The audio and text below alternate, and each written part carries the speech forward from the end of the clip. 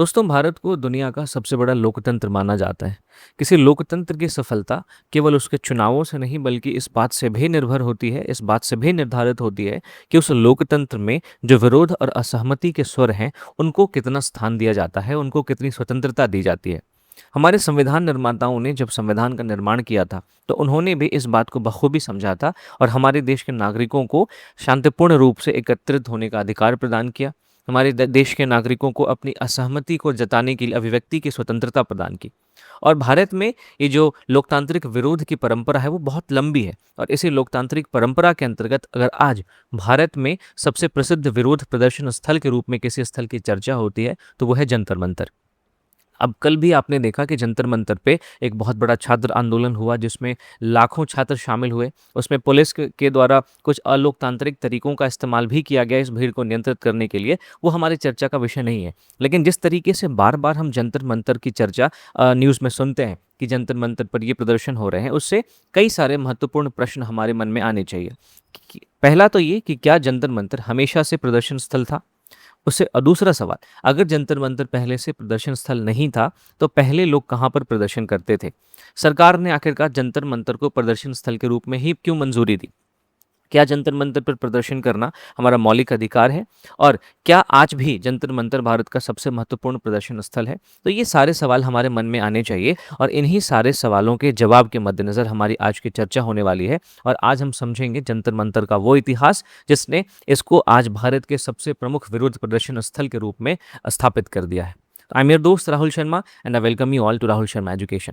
सबसे पहले दोस्तों हम बात करते हैं कि जंतर मंतर क्या है। दरअसल जब जंतर मंतर को बनाया गया था तो ये मूलतः एक खगोलीय वेधशाला था। दरअसल इस वेधशाला का जो निर्माण है वो 1724 ईस्वी में महाराजा सवाई जयसिंह द्वितीय ने करवाया था।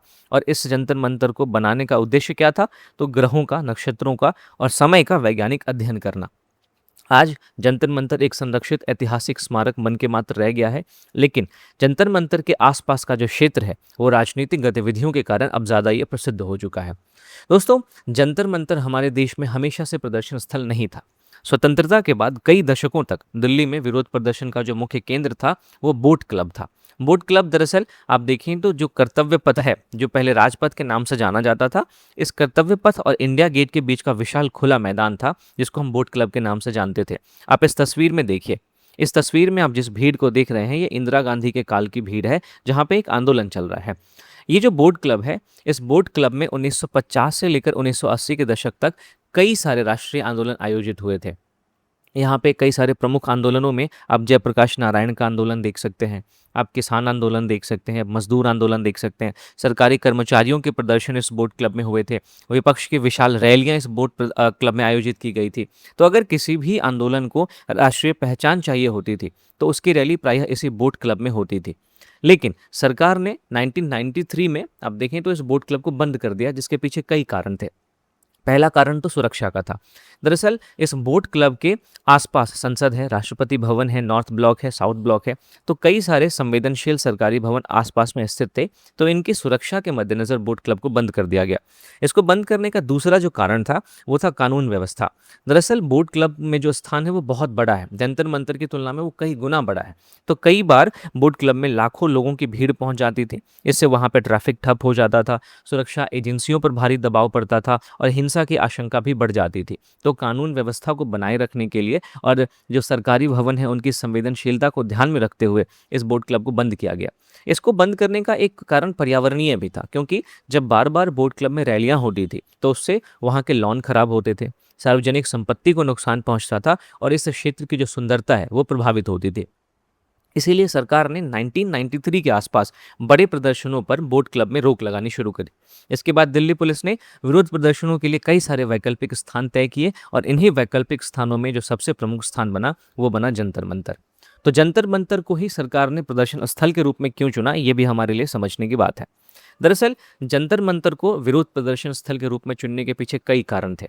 पहला कारण तो ये था कि संसद के ये अपेक्षाकृत निकट था। अगर जंतर मंतर पर प्रदर्शनकारी प्रदर्शन करती तो उनकी जो आवाज़ है वो सरकार तक आसानी से पहुंच सकती थी। लेकिन संसद से इसकी दूरी इतनी थी कि संवेदनशील इमारतें जो हैं वो सुरक्षित रह सके, उनको कोई खतरा ना हो। तो संसद से निकटता और उनकी दूरी दोनों एडिक्वेट थी, पर्याप्त थी। इसकी वजह से जंतर मंतर को एक विरोध प्रदर्शन स्थल के रूप में चुना गया। इसको चुनने का दूसरा कारण था इसके आकार का सीमित होना। जंतर मंतर को अगर हम बोट क्लब से कंपेयर करें, उसकी तुलना करें, तो जंतर मंतर पे बहुत ही सीमित संख्या में लोग आ सकते थे, और सीमित संख्या में अगर लोग आते तो जाहिर सी बात है भीड़ नियंत्रित रहती थी, वहाँ पे सुरक्षा आसान होती थी, और प्रशासनिक सुविधा के मद्देनज़र भी जंतर मंतर एक सही स्थान था, क्योंकि दिल्ली पुलिस के लिए निगरानी आसान हो गई थी, बैरिकेडिंग आसान हो गई थी, यातायात का प्रबंधन आसान हो गया था। फिर जंतर मंतर जो है वो राष्ट्रीय मीडिया कार्यालय के पास में है। यहाँ पर संसद को कवरेज देने वाले पत्रकार भी आसानी से पहुँच सकते हैं। तो मीडिया की पहुँच जंतर मंतर से बहुत आसानी से मिल जाती है। तो इसी वजह है, और यही वजह है कि जंतर मंतर को एक विरोध प्रदर्शन स्थल के रूप में चुना गया, क्योंकि अगर किसी भी आंदोलन को राष्ट्रीय पहचान चाहिए तो वो जंतर मंतर पर जाकर अब देखें तो इन्हीं सारे कारणों की वजह से प्रदर्शन करता है। अब जंतर मंतर और दिल्ली के बाहर प्रदर्शन क्यों नहीं होते, ये भी हमें समझने की ज़रूरत है। देखिए, भारत की राजधानी है दिल्ली, और दिल्ली हमारे देश की केवल प्रशासनिक राजधानी नहीं है, बल्कि राष्ट्रीय राजनीतिक संचार का केंद्र भी है। हमारे देश में जितने भी महत्वपूर्ण निर्णय लिए जाते हैं वो संसद में लिए जाते हैं, और संसद दिल्ली में है। हमारे देश में प्रधानमंत्री का कार्यालय दिल्ली में है। हमारे देश के जो बड़े बड़े नेता हैं वो दिल्ली में आके मिलते हैं, उनका आवास दिल्ली में है, सर्वोच्च न्यायालय दिल्ली में है। तो जब भी कोई प्रदर्शन दिल्ली में होता है तो उसका संदेश जो है वो सीधे संसद तक पहुंचता है, प्रधानमंत्री के कार्यालय तक पहुंचता है, अलग अलग मंत्रालय तक पहुंचता है, राष्ट्रीय मीडिया तक पहुंचता है, सर्वोच्च न्यायालय तक पहुंचता है, और यहाँ तक कि अंतर्राष्ट्रीय मीडिया तक भी जो किसी कोई प्रदर्शन है उसका संदेश पहुंचता है। इसी वजह से दूसरे कई सारे राज्यों से भी आप देखें तो लोग अपनी मांगों को राष्ट्रीय स्तर पर उठाने के लिए सीधा दिल्ली आते हैं, और जंतर मंतर पर विरोध प्रदर्शन का जो तरीका है वो अपनाते हैं। तो जंतर मंतर का जो चयन था सरकार के द्वारा कि यहीं पे विरोध प्रदर्शन आयोजित किए जाएंगे, वो केवल एक संयोग नहीं था। दरअसल होता क्या है कि दुनिया के कई सारे लोकतांत्रिक देशों में विरोध प्रदर्शन करने के लिए एक स्थान निश्चित किए जाते हैं। मैंने आपको शुरुआत में ही बताया कि किसी भी लोकतंत्र की सफलता केवल चुनावों पर निर्भर नहीं करती। लोकतंत्र कितना अच्छा है वो इस बात पर निर्भर करता है कि उस लोकतंत्र में विरोध और असहमति को कितना स्थान दिया जाता है। तो दुनिया के कई सारे लोकतांत्रिक देश में कुछ प्रदर्शन स्थल निर्धारित किए जाते हैं, जिसको डेजिग्नेटेड प्रोटेस्ट स्पेस कहते हैं। इन प्रोटेस्ट स्पेस में, इन डेजिग्नेटेड स्पेस में जाके जो प्रदर्शनकारी है वो प्रदर्शन कर सकते हैं, अपने विरोध को मुखर रूप से जाहिर कर सकते हैं, अपनी असहमति जता सकते हैं।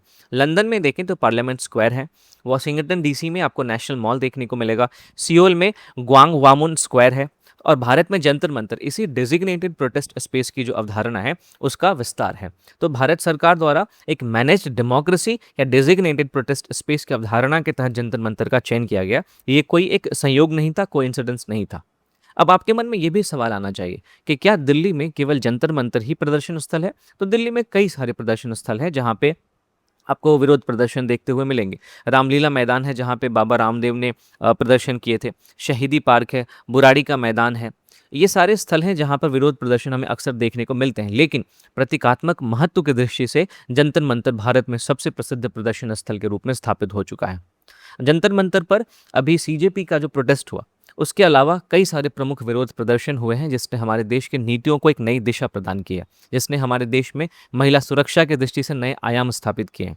2011 में अन्ना हजारे का जन लोकपाल आंदोलन इसी जंतर मंतर पर हुए विरोध प्रदर्शन का एक उदाहरण है, जिसके बाद हमारे देश में लोकपाल और लोकायुक्त अधिनियम 2013 में पास किए गए।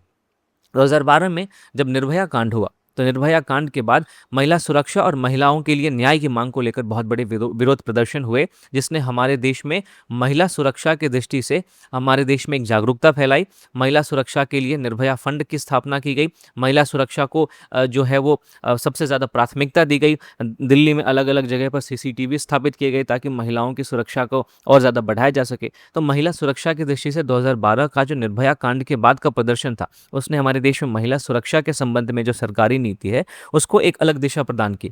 2015-16 में आप देखें तो वन रैंक वन पेंशन की मांग को लेकर पूर्व सैनिकों का लंबा आंदोलन जंतर मंतर पर चला।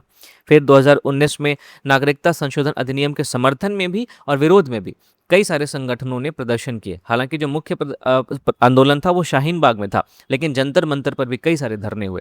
2020-21 में कृषि कानून जो लाए गए थे, जिसको बाद में सरकार ने वापस ले लिया, उनके समर्थन और विरोध में भी प्रतीकात्मक प्रदर्शन जंतर मंतर पर आयोजित किए गए। लेकिन जो मुख्य किसान आंदोलन था वो गाज़ीपुर बॉर्डर के आसपास हुआ था। तो जंतर मंतर कई सारे ऐसे प्रमुख प्रदर्शनों का गवाह है, जिसने हमारे देश में सरकार की चूलें हिला दी, जिसने हमारे देश में सरकार की नीतियों में आमूलचूल परिवर्तन किए, जिसने हमारे देश में कई सारी नई पहलों को शुरू करवाने में अपनी भूमिका निभाई है। अब दोस्तों, जंतर मंतर के इस इतिहास को समझने के बाद एक सवाल हमारे मन में ये भी आता है कि क्या हमारे देश के नागरिकों का जो विरोध प्रदर्शन करने का अधिकार है, क्या वो एब्सोल्यूट है, क्या वो पूर्ण है, क्या उस पर कोई भी प्रतिबंध लगाया जा सकता है या नहीं लगाया जा सकता। दरअसल मैंने आपको बताया कि हमारे संविधान निर्माताओं ने हमारे देश के नागरिकों को अपना विरोध और अपनी असहमति जताने के अधिकार को बखूबी समझा था और उनको संविधान के तहत मौलिक अधिकार के रूप में कई सारे अधिकार दिए, जिसमें सबसे पहला अभिव्यक्ति की स्वतंत्रता है अनुच्छेद 19(1)(a) के तहत। अनुच्छेद 19(1)(b) के तहत शांतिपूर्ण और बिना हथियार के एकत्र होने का अधिकार है। अनुच्छेद 19(1)(c) के तहत संघ बनाने का अधिकार है। तो इन सारे अधिकारों के तहत हम विरोध प्रदर्शन कर सकते हैं, लेकिन इन अधिकारों पर प्रतिबंध भी लगाए जा सकते हैं, जिसके बारे में संविधान ने खुद ही बताया है। अनुच्छेद 19(2) और अनुच्छेद 19(3) के अंतर्गत अगर सार्वजनिक व्यवस्था को नुकसान पहुंचता है, राज्य की सुरक्षा खतरे में आ जाती है, किसी समाज की नैतिकता खतरे में आ जाती है या भारत की संप्रभुता और अखंडता पर कोई चोट लगने वाली हो, तो इन सारे कारणों की वजह से हमारे जो ये 3 प्रकार के संवैधानिक अधिकार हैं, इन पर युक्तिसंगत प्रतिबंध लगाया जा सकता है। जो हमारे पूर्व न्यायाधीश थे, सीजेआई थे, डी वाई चंद्रचूड़, उन्होंने अपने एक निर्णय में ये भी कहा था कि असहमति लोकतंत्र का सेफ्टी वॉल्व है। अगर इसे बंद कर दिया जाए तो लोकतंत्र में विस्फोट की स्थिति उत्पन्न हो सकती है।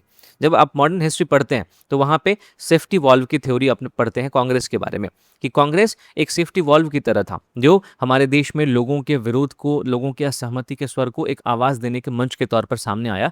वरना हमारे देश में अंग्रेज़ों के काल में 1885 में जब कांग्रेस का निर्माण हुआ, अगर इसका नहीं होता तो फिर वहाँ पे एक विस्फोट हो सकता था और एक 1857 की क्रांति फिर से देखने को मिल सकती थी। उसी तरीके का सेफ्टी वॉल्व जो है, वो असहमति को लोकतंत्र के सेफ्टी वॉल्व के तौर पर डी वाई चंद्रचूड़ ने बताया है।